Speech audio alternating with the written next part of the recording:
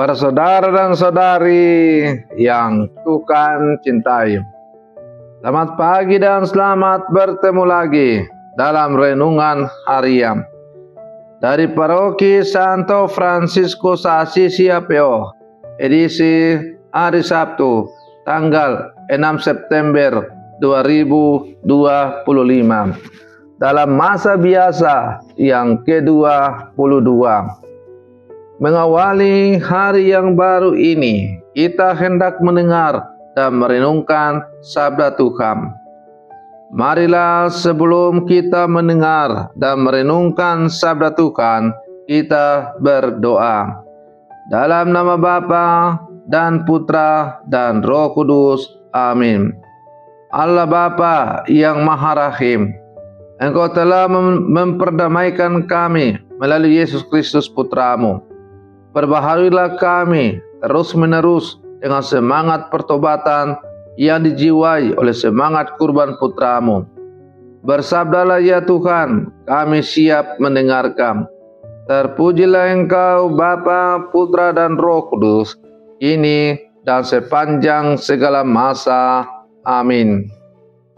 Para saudara dan saudari yang Tuhan cintai, sabda Tuhan yang hendak kita dengar dan kita renungkan untuk mengawali hari yang baru ini diambil dari Injil Lukas pasal 6 ayat 1 sampai 5. Tuhan bersamamu.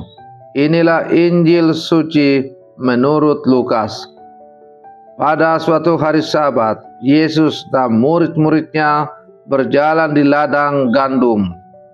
Para murid Yesus memetik bulir-bulir gandum, menggisarnya dengan tangan, lalu memakannya. Tetapi beberapa orang Farisi berkata, "Mengapa kalian melakukan sesuatu yang tidak diperbolehkan pada hari Sabat?" Maka Yesus menjawab, "Tidakkah kalian baca apa yang dilakukan Daud ketika ia dan para pengikutnya lapar? Ia masuk ke dalam rumah Allah dan mengambil roti sajian. Roti itu dimakannya dan diberikannya kepada para pengikutnya. Padahal roti itu tidak boleh dimakan kecuali oleh para imam." Dan Yesus berkata lagi, "Anak manusia adalah Tuhan atas hari Sabat." Demikianlah sabda Tuhan.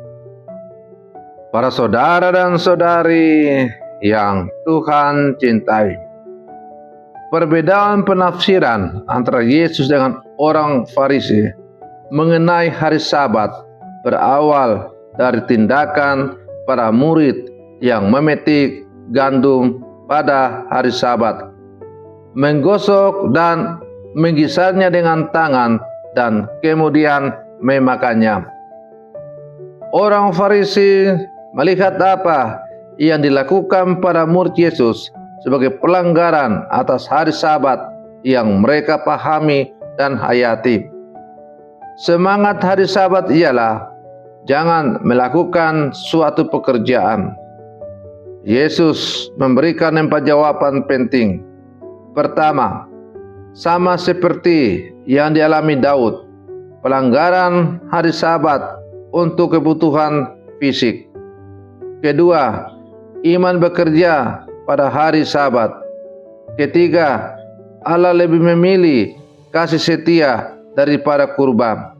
Dan keempat, Yesus sebagai anak manusia mempunyai kewenangan khusus atas hari Sabat. Para saudara dan saudari yang Tuhan cintai, namun di atas argumentasi ini ada suatu mentalitas mengukur nilai pertimbangan dan situasi orang lain dengan nilai pertimbangan dan situasi sendiri. Menerapkan penghayatan agama pribadi ke penghayatan orang lain, inilah yang menjadi kecenderungan tidak sehat dalam hidup beriman kita di zaman sekarang. Memang selalu ada standar, tetapi standar itu juga diikuti berdasarkan kemampuan dan situasi orang yang bersangkutan.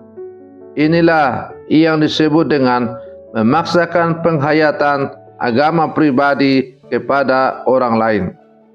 Para saudara dan saudari yang Tuhan cintai, hal serupa kadang kita lakukan secara tidak sengaja kepada saudara-saudara kita yang tidak bisa mengambil bagian dalam kegiatan lingkungan, misa atau kegiatan gereja lainnya.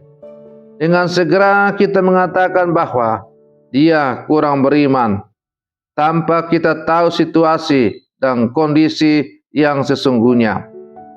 Alangkah baiknya kita mendekati, mendengarkan, dan membantunya untuk bertumbuh dalam pengetahuan, pemahaman, dan praktik iman. Proses ini tentunya tidak sekali jadi, tetapi terkadang membutuhkan waktu yang lebih panjang. Yang paling utama adalah menjadi sahabat perjalanan saudara-saudara kita dalam seluruh perjalanan hidup beriman. Para saudara dan saudari yang Tuhan cintai, sebagai murid-murid Yesus yang hidup sama sekarang, kita diajak untuk tidak terlalu cepat menghakimi, menilai sesama dalam kehidupan kita berdasarkan tolak ukur diri kita sendiri. Sebagai murid-murid Yesus, hendaklah kita sadar bahwa Allah memberikan karunia tersendiri kepada setiap orang, dan karena itu hendaklah kita sungguh-sungguh beriman sesuai dengan keberadaan kita masing-masing, dan bukan karena ditentukan oleh orang lain. Kita hidup bukan karena ditentukan oleh orang lain, tetapi kita hidup sebagaimana kita ada di hadapan Allah. Para saudara dan saudari yang Tuhan cintai, semoga permenungan saya untuk mengawali hari yang baru ini semakin menghantar kita menjadi murid-murid Yesus yang sejati. Selamat pagi, Tuhan Yesus memberkati kita semua.